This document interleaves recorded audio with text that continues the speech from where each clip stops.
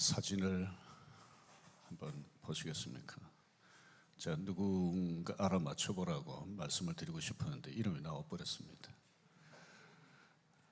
이 도스토옙스키는 러시아의 유명한 소설가입니다. 도스토옙스키가 마지막에 쓴 유명한 소설이 까라마조프의 형제들입니다. 이 소설 중에 이런 내용이 나옵니다. 종교 재판이 한창 벌어지고 있던 16세기 스페인에 예수님께서 잠시 내려오셨습니다.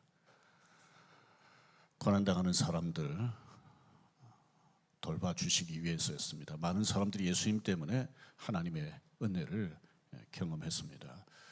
이때 누구보다도 예수님을 환영하고 좋아해야 할 로마 천주교의 추기경이 좋아하기는커녕 아주 못마땅하게 생각했습니다. 그리고는 예수님을 체포해서 예수님을 처형하려고 했습니다. 예수님을 죽이려고 하는 이유는 이랬습니다. 사람들에게 필요한 것은 지상의 빵인데 예수님께서 오셔서 천상의 빵에 대해서 얘기하는 것, 이게 못마땅한 겁니다. 특별히 예수님께서 초대 교황이었던 베드로에게 이 지상의 일들을 맡겼으면, 교회 일들을 맡겼으면 더 이상 개입하지 말아야 되는데 이제 새삼스럽게 다시 왜 개입하려고 하느냐, 이게 마음에 들지 않아서 예수님을 처형하려고 했습니다. 도스토옙스키는 이 소설에 나오는 추기경을 통해서 16세기 로마 가톨릭 교회를 풍자한 것이죠.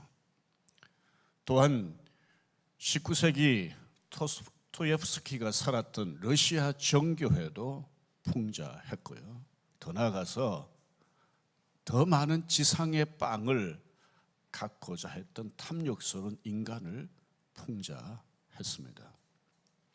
어느 시대든 사람들은 더 많은 지상의 빵을 갖기를 원하고 구합니다. 그런데 오늘 우리가 읽은 본문에 나오는 바울은 이런 지상의 빵을 더 많이 갖기를 원하면서 하나님 앞에 기도하지를 않았습니다. 바울은 사랑하고 사모하는 빌립보 교인들을 위해서 빌립보 교회 성도들이 당면한 문제를 두고 기도하지 않았습니다. 빌립보 교회 성도들이 많이 가난했습니다. 하나님, 저들에게 물질의 복을 좀 더 주십시오, 이렇게 기도하지 않았습니다. 빌립보 교회 성도들이 핍박을 당하고 있었습니다. 신앙 때문에. 하나님, 저들의 신앙이 마음껏 성장할 수 있도록 핍박을 면하게 해주십시오, 이렇게 기도하지 않았습니다. 당면한 문제를 위해서 기도하는 것이 전혀 필요하지 않기 때문이 아니었습니다. 더 중요한 기도 제목이 있기 때문이었죠. 그리고 이 바울의 기도를 통해서 생각해야 될 점이 있습니다. 겉으로 보면 바울이 빌립보 교회 성도들을 위해서 기도한 내용이에요. 하지만 사실은 하나님은 바울을 통해서 하나님이 빌립보 교회 성도들을 향해서 원하시는 게 뭔가 라고 하는 것을 사실은 보여주신 것이죠. 오늘 이 바울의 기도를 보면서 하나님이 원하시는 사람이 어떤 사람인지 함께 생각하려고 그럽니다. 첫째는 하나님 원하시는 사람은 분별력이 있는 사랑의 사람입니다. 9절을 같이 읽겠습니다. 내가 기도하노라 너희 사랑을 지식과 모든 총명으로 점점 더 풍성하게 하사. 빌립보 교회 성도들은 지난주에 말씀드렸던 것처럼 바울을 위해서 선교비를 꾸준히 보냈습니다. 목회자도 바울을 돕도록 보냈습니다. 계속 기도했습니다. 바울을 사랑했기 때문이죠. 그런데 왜 사랑이 더 풍성하기를 기도했을까요? 4장 2절을 보십시오. 내가 유오디아를 권하고 순두개를 권하노니 주 안에서 같은 마음을 품으라. 2장에서는 성도들을 향해서 같은 마음을 품으라고 이렇게 바울이 권면했는데 4장에서는 아예 두 사람의 이름을 구체적으로 말하면서 같은 마음을 품으라는 거죠. 서로 사랑하라는 말입니다. 오죽했으면 바울이 편지를 쓰면서 이름까지 얘기했을까요? 이 두 사람은 아마도 빌립보 교회 안에서 열심히 교회를 섬기면서 다른 사람들에게 영향을 미쳤던 여성 지도자였을 것입니다. 다른 일은 열심히 했는데, 선교비도 열심히 보내고 했는데 사랑에는 아쉬움이 많았기 때문에 이렇게 말했다고 할 수 있습니다. 빌립보 교회가 당면한 문제들 위해서 기도할 수도 있었지만 빌립보 교회에게 정말 더 필요한 게 뭐였는가? 더 진실한 사랑이요, 더 깊은 사랑이었습니다. 그래서 더 사랑이 풍성하기를 기도했습니다. 최근에 어떤 성도님이 저는 우리 목자님을 굉장히 존경합니다 이러더라고요. 근데 바로 그 얼마 전에 그 목자 부부를 만났었는데 그 목자 부부는 이 성도를 또 굉장히 귀하게 여기고 고마워하는 거예요. 제가 목원은 목자를, 목자는 목원을 서로 귀하게 여기고 감사해야 하는 이런 얘기를 들으면서 참 기분이 좋았습니다. 참 감사했습니다. 서로 귀하게 여기고 서로에 대해서 감사하는 것, 이게 사랑 아니겠습니까? 요즘같이 어려운 때일수록 어떤 면에서는 가정에서도 그렇고 교회 공동체 안에서 또 교회 공동체 안에서 작은 공동체인 이 목장 안에서 주일학교 각 부서 안에서 서로를 귀하게 여기고 서로에 대해서 감사하는 이런 사랑이 필요한 것이죠. 바울은 사랑이 넘치되 지식과 청명이 있기를 기도했습니다. 지식이라고 하는 것은 하나님을 아는 것과 하나님이 말씀하신 진리를 아는 것을 말합니다. 청명이라고 하는 것은 분별력 혹은 판단력이라고 할 수 있습니다. 왜 바울은 사랑이 넘치되 분별력이 있는 사람이 되기를 기도했을까요? 10절을 보십시오. 지극히 선한 것을 분별하도록 하기 위해서 지식과 청명이 필요하다고 바울은 생각하고 그걸 위해서 기도했습니다. 여러분, 사랑에 눈이 멀었다는 말을 하잖아요. 눈이 멀었다는 말은 제대로 못 본다는 말이죠. 분별력이 없어진다는 거죠. 그래서 어떤 사람이 누구를 사랑하면 그 사람이 다른 사람들 눈에는 좀 이상한데도 사랑하는 사람 눈에는 이상하게 보이질 않는 거예요. 분별력이라고 하는 것은 있는 그대로 보는 거예요. 크면 큰 대로, 작으면 작은 대로. 바울은 빌립보 교회 교인들이 사람을 사랑하되 사랑해야 될 것과 사랑하지 말아야 될 것 분별하기를 원했습니다. 사랑해야 될 사람은 사랑하고 사랑하지 말아야 될 사람은 사랑하지 않아야 된다고 하는 것을 사실은 말하고 싶었습니다. 3장 2절을 보십시오. 개들을 삼가고 행악하는 자들을 삼가고 손할례당을 삼가라. 개, 행악하는 자, 손할례당. 말이 그칩니다. 누가 이렇게 말했습니까? 바울입니다. 바울은 사랑이 많은 사람입니다. 그런데도 왜 이렇게 거칠게 말을 했을까요? 교회 안에 들어와서 믿음으로 살려고 하는 사람들을 여러 모양으로 방해하고 유혹했던 유대주의자들, 가짜 복음을 가진 사람들, 이런 사람들을 용납해서는 안 되기 때문에 이런 사람들에 대해서 아주 거친 언어로 말했습니다. 이 말을 누가 했는지 한번 생각해 보십시오. 뱀들아, 독사의 새끼들아, 너희가 어떻게 지옥의 판결을 피하겠느냐? 뱀들아, 독사의 새끼들아. 누가 한 말입니까? 예수님이 하신 말씀입니다. 외식하는 바리새인들을 향했어요. 예수님은 사랑이시잖아요. 죄인들을 깊이 사랑하셨습니다. 그럼에도 불구하고 하나님께로 가까이 나아가지 못하도록 방해하는 이런 외식하는 바리새인들을 향해서는 거칠게 비판하는 말씀을 하셨습니다. 이런 사람들은 사랑하면 안 된다는 거죠. 오늘날 자신이 속해 있는 집단 사람들이 이상한 짓을 해도 전혀 이상하게 보지 않고 옹호하는 사람들이 있습니다. 정치권에도 있고 이 사회 다양한 공동체 안에도 있고 심지어 교회 안에도 있습니다. 왜 이럴까요?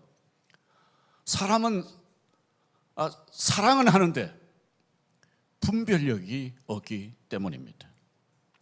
다른 것은 잘 아는데 자신의 실상은 잘 보지 못하는 그리스도인들도 적지 않습니다. 왜 이럴까요? 자기 자신은 사랑해요. 그런데 분별력이 없기 때문에 그렇습니다. 어떤 사람은 사랑하는데 분별력이 없고 어떤 사람은 분별력이 있는 것 같은데 사랑이 없어요. 옳은 말은 하는데 별로 그렇게 좋은 사람처럼 보이지 않는 것은 사랑이 없기 때문에 그렇습니다. 하나님은 바울을 통해서 빌립보 교회 성도들이 사랑이 풍성하되 분별력이 있는 사랑의 사람이 되기를 원했습니다. 오늘 저와 여러분을 향해서도 하나님은 동일하게 원하십니다. 사랑이 있되 분별력이 있는 사랑의 사람, 이런 사람 되기를 원하십니다. 두 번째, 하나님은 어떤 사람을 원하십니까? 믿을 수 있는 진실한 사람입니다. 10절 보십시오. 같이 읽겠습니다. 또 진실하여 허물 없이 그리스도의 날까지 이르고, 여기 진실하다는 헬라 말은 햇빛에 시험해보다는 뜻이 담겨 있습니다. 이때 당시 도자기 산업이 아주 활발했었는데 도자기를 구울 때 보면 금이 가는 경우가 있잖아요. 그런데 어떤 상인들은 금 간 것을 이렇게 적당히 메우고 거기다가 칠을 해서 마치 금이 가지 않은 도자기처럼 팔았습니다. 그런데 이런 도자기를 이렇게 들어가지고 햇빛에 비추어 보면 금이 가는지 안 가는지 알 수가 있는 거예요. 그래서 햇빛에 이렇게 도자기를 들어봐서 이 집에는 금 간 것을 금 가지 않는 도자기로 파는 그런 가게가 아니다. 그러면 그 사람은 믿을 수 있는 가게 주인으로 인정을 받는 거잖아요. 그래서 이런 햇빛으로 시험해서 진실한 상인과 진실하지 않은 상인을 그 당시에 가려내서, 진실한 상인은 어떻습니까? 믿을 수 있는 사람이죠.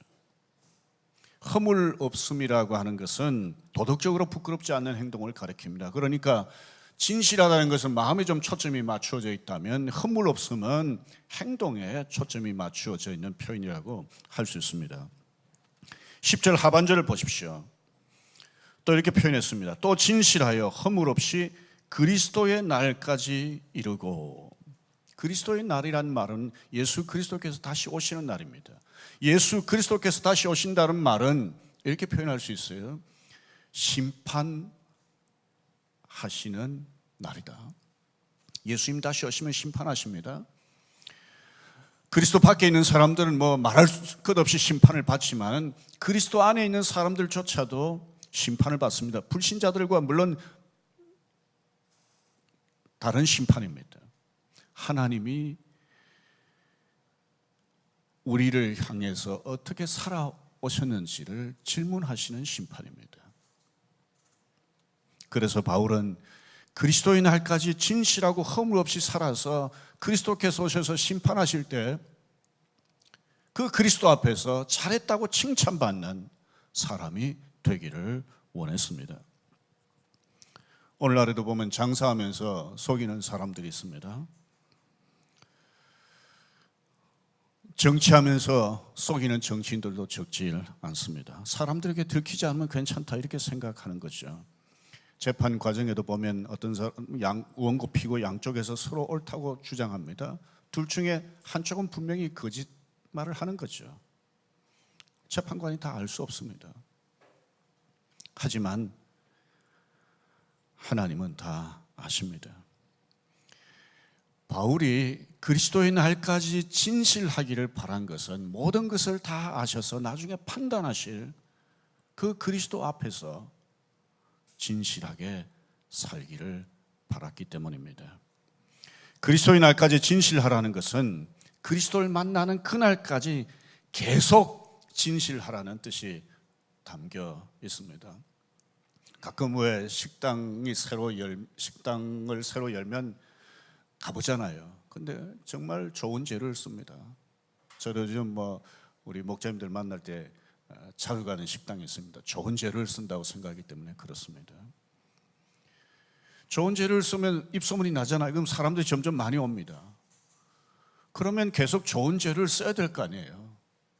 그런데 사람은 처음보다 많이 오는데 나중에는 처음에 썼던 좋은 재료 안 쓰고 질이 낮은 재료를 쓰는 식당들이 있습니다. 처음에는 굉장히 친절했다가 나중에는 손님을 그냥 함부로 대하는 식당들도 있습니다.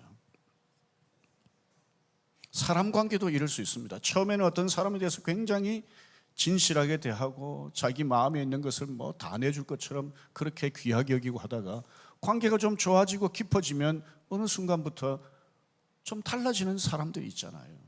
심지어 자기를 신뢰하는 그 신뢰를 이용해서 자기 이득을 취하려고 하기도 하고요.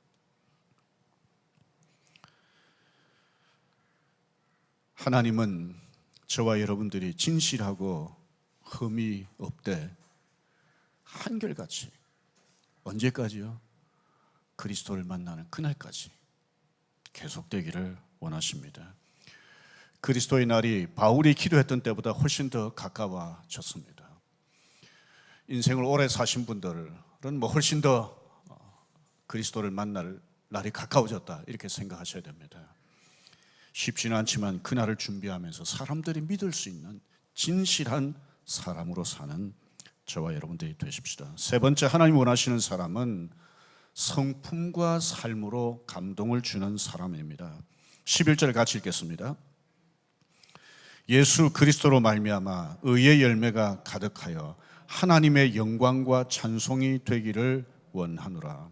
하나님은 빌립보 교회 성도들에게 의의 열매가 많기를 바랐습니다. 근데 구약 성경 읽어보면 하나님은 이스라엘 백성들에게도 열매를 바라셨어요. 그러니까 하나님은 구약 시대 이스라엘 백성들에게도 열매를 바라셨고 신약 시대도 열매를 바라셨고 오늘날 저와 여러분들을 향해서도 열매를 바라십니다. 근데 하나님이 바라시는 이 의의 열매는 어떤 열매일까요? 둘로 크게 나누어 볼 수 있습니다. 하나는 성품의 열매라고 할 수 있습니다. 갈라디아서 5장 22절 23절 같이 읽겠습니다. 오직 성령의 열매는 사랑과 희락과 화평과 오래 참음과 자비와 양성과 충성과 온유와 절제니. 어떤 사람이 성령의 지배를 받으면 받을수록 뭐가 변하겠습니까? 성품이 변합니다. 성품이 변한다는 말은 점점 예수 그리스도의 성품을 닮아간다고 할 수 있습니다. 또 다른 의의 열매는 선한 삶입니다. 마태복음 5장 16절 같이 읽겠습니다. 이같이 너희 빛이 사람 앞에 비치게 하여 그들로 너희 착한 행실을 보고 하늘에 계신 너희 아버지께 영광을 돌리게 하라. 그리스도인이 예수님의 성품을 닮으면 닮을수록 어떤 삶을 살게 될까요? 선한 삶을 살게 됩니다. 여기 표현대로 하면 착한 행실을 나타내게 됩니다. 여러분, 어떤 사람이 성품이 변화돼서 예수님을 많이 닮았다고 그럽시다. 어떤 사람의 삶이 정말 다른 사람들 보기에 어떻게 저렇게 착할 수 있을까? 어떻게 저렇게 선하게 살 수 있을까? 이런 삶을 산다고 해봅시다. 사람들이 어떻게 하겠습니까? 감동을 받지 않겠습니까? 하나님도 감동하시지 않겠어요? 그래서 우리가 선한 성품과 선한 삶을 살면 살수록 하나님 앞에 영광이 될 것입니다. 빌보의 도자기 산업이 왕성했다고 말씀을 드렸잖아요. 근데 빌립보 어떤 도자기 가게가 있는데 사람들이 줄을 서 있는 거예요. 도자기를 사려고. 왜 이렇게 줄을 서 있는가 하면 이 집에는 적어도 금간 도자기를 금가지 않은 것처럼 속여 파는 그런 가게가 아니다. 그리고 이 가게 주인은 도자기를 많이 사든 적게 사든 비싼 걸 사든 값싼 것을 사든 동일하게 정말 요즘 말로 말하면 고객을 왕처럼 생각하는 좋은 주인이다, 이런 소문이 났기 때문에 사람들이 이 가게 앞에 줄을 서 있는 거예요. 그런데 이 가게 주인이 알고 보니까 빌립보 교회에 나간다는 게 알려졌어요. 이 가게 주인은 어떤 사람입니까? 사람들에게도 감동을 주고 하나님도 감동을 시키고 하나님 앞에 영광을 돌려드리는 사람 아니겠습니까? 요즘 어떤 사람이 직장에 나가서 직장 생활을 합니다. 저 사람 성품이 참 좋다, 저 사람 말은 100% 다 믿어도 된다, 그리고 저 사람은 자신이 맡은 일은 성실하게 잘한다, 이런 평판을 받는다고 해보십시다. 그러면 많은 사람들이 그 사람 때문에 감동을 받지 않겠어요? 하나님도 이런 사람을 보면 감동하시지 않겠어요? 그런데 그렇게 다른 사람들에게 좋은 평판을 받는 사람이 알고 보니까 예수 믿는데, 그 사람이 보니까 저 강동구에 빗소음교회 나간대. 그러면 어떻게 되겠습니까? 하나님 앞에 영광을 돌리게 되는 것 아니겠습니까? 대통령 선거를 앞두고 있기 때문에 앞으로 뭐 대통령 선거 관련해서 뭐 표현을 할 때가 많이 있을 겁니다. 오늘도 이제 표현을 하게 되는데요. 최근에 최재형 전 감사원장이 대통령 선거에 나올 것처럼 이제 행보를 보이고 있습니다. 그런데 이분이 감사원장 청문회 할 때 이런 얘기들이 많이 나돌았어요. 이 사람에게는 미담이 너무 많다, 칭찬할 게 너무 많다는 거죠. 그 중에 하나가 고등학교 때 신촌에서 경기고등학교까지 장애를 가진 친구를 업어서 같이 등교했다는 거예요. 이게 쉬운 일이 아닙니다. 제 고등학교 다닐 때도 이 지체장애 그 반 친구가 있었는데 한 친구가 늘 적지 않은 거리를 이 친구와 동행하면서 등교시키는 걸 보았는데요. 참 쉽지 않습니다. 그런데 그 친구도 최재형 전 원장과 함께 사법시험에 합격을 했습니다. 참 감사한 일이죠. 그런데 이분은 결혼해서 두 딸을 낳았는데 또 두 아들을 입양을 했습니다. 이게 쉬운 게 아니잖아요. 뭐 이거 말고 또 많이 있는 것 같아요. 뭐 미담이 뭐 많다고 했으니까요. 그런데 이분이 대통령의 출마를 하기 위해서인지는 모르지만 하여튼 감사원장을 임기 도중에 그만두었습니다. 여기에 대해서 비판하는 사람들도 있고 옹호하는 사람들도 있습니다. 뭐 비판을 하든 옹호를 하든 그걸 떠나서 정치인 입장이 어떠하든지 간에 한 가지 분명한 것은 이 최재형이라고 하는 분은 착한 행실로 많은 사람을 감동시키는 사람입니다. 제가 얼마 전에 알게 됐어요. 이 사람이 신촌에 있는 어떤 교회 장로고 부인은 권사라고 하는 것을. 그래서 어떤 사람이 그 교회 가서 도대체 이 사람이 이름만 장로인지 이름만 권사인지 아마 취재를 했던 것 같아요. 그런데 교인들이 하나같이 이 두 분에 대해서 너무 귀하게 얘기를 한다는 거예요.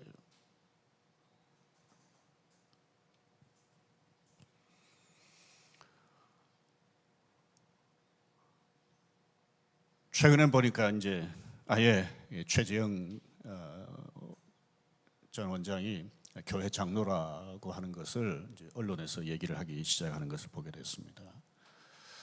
한번 생각해 보십시오. 착한 일을 많이 하게 됐는데 그 사람이 그리스도인이다. 그러면 사람을 감동시킬 뿐만 아니라 하나님을 감동시킬 뿐만 아니라 하나님께 진정 영광이 되는 것 아니겠습니까? 오늘날 많은 사람들이 더 많은 지상의 빵을 얻기 위해서 부끄러운 짓을 많이 하잖아요. 그래서 사람들에게 조롱거리가 되고요. 그리스도인들도 이럴 때가 적지 않잖아요. 하나님은 하나님의 자녀들이 착한 성품과 착한 행실로 사람을 감동시키고 하나님을 감동시키기를 원하십니다. 그리스도인은 기도하는 사람입니다. 당면한 문제를 두고 우리 기도할 수 있죠. 절박한 문제를 두고 절박하게 하나님 앞에 부르짖으며 기도할 수 있습니다. 하지만 바울의 기도는 우리 자신의 기도를 돌아보게 합니다. 저 자신도 이 설교를 준비하면서 나는 얼마나 이 바울이 빌립보 교회를 위해서 기도한 것처럼 기도하고 있나 한번 돌아보니까 참 부끄러움이 많았습니다. 여러분들은 어떠십니까?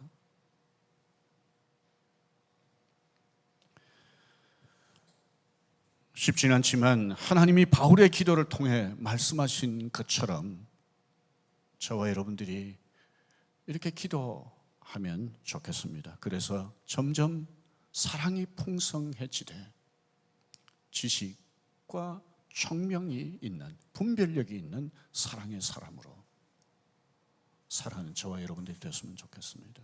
많은 사람들이 진실하지 않은 이때에 진실하고 흠없이, 그래서 저 사람은 정말 믿을 수 있는 사람이다 라고 하는 인정을 받으면서 사는 저와 여러분들이 되십시오. 사람은 사람에게 감동을 받으면 참 좋잖아요. 감동을 받는 것도 중요하지만 우리가 다른 사람을 감동시키는 사람이 되면 얼마나 좋겠습니까? 우리가 다른 사람을 감동시킬 뿐만 아니라 다른 사람에게 선한 영향을 미치면서 하나님께로 이끌 수 있다면 얼마나 더 좋겠습니까? 오늘 저와 여러분들이 의의 열매를 맺음으로 우리의 성품과 우리의 삶이 하나님이 기뻐하시는 성품, 하나님 기뻐하시는 착한 행실이 있어서 사람도 감동시키고 하나님도 감동시키고 하나님께 영광 돌려드리는 저와 여러분들이 되십시다. 이렇게 살아가는 가운데 저와 여러분들이 진정 복된 사람이 되기를 주의 이름으로 축원합니다.